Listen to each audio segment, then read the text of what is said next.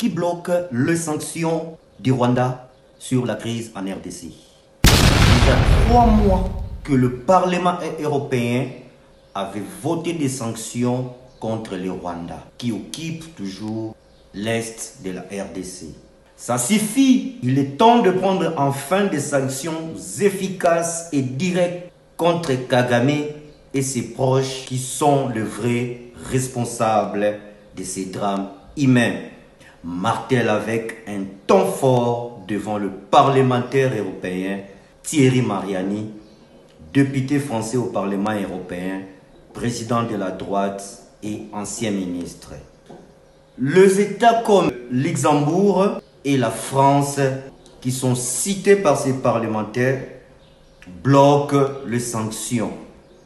Alors que ça fait 3 mois que le Parlement européen avait voté des sanctions contre Rwanda.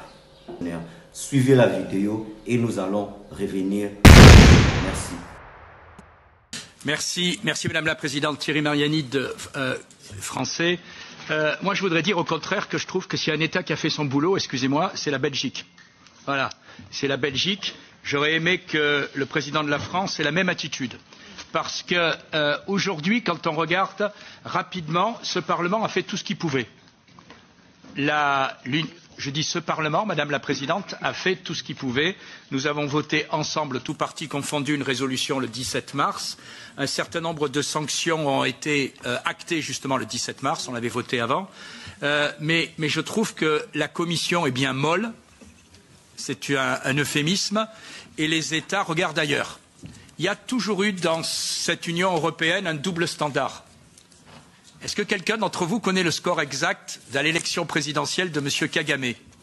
99,13%.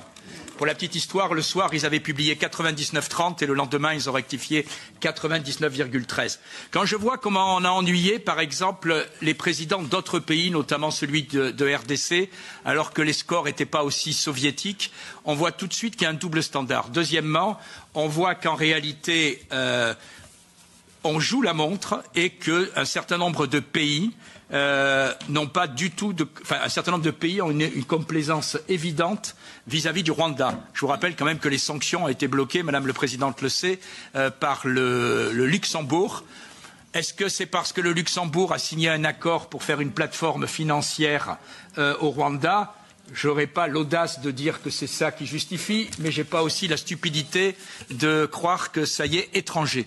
Voilà, et donc la réalité, c'est qu'il faut qu'il y ait une action sur la Commission européenne et sur les États, puisqu'en réalité, c'est le Conseil européen qui fait le travail.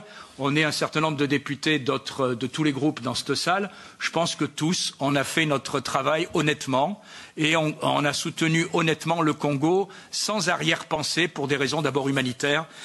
Mais aujourd'hui, si on veut arrêter ça, il y a une première vague de résolution, elle est insuffisante.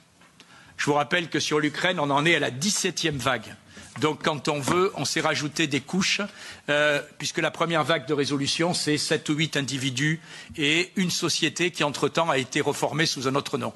Voilà, et donc, des sanctions très nettes, et puis 2, je pense, et ce sera ma conclusion, Madame la Présidente, qu'il faut oser s'attaquer à une icône qui est présentée par lui et ses supporters comme un modèle quasiment mondial de l'Afrique, qui est M. Kagame, qui est en réalité le principal responsable et que la majorité des États européens continuent à traiter avec des égards qu'ils ne méritent pas, au premier rang desquels le président de la France, qui a quand même nommé un ressortissant rwandais président de la francophonie, alors que, comme vous le savez, cela n'a plus aucun sens puisqu'ils ont pris l'anglais. Je vous ai toujours dit, chers Congolais, qui sauvera les Congos? Le Congo sera sauvé et libéré par des dignes fils qui sont non corrompus, qui sont non fanatiques des politiques. Nous l'avons toujours dit. Cette classe politique de 1960 jusqu'à ces jours est déjà démissionnée.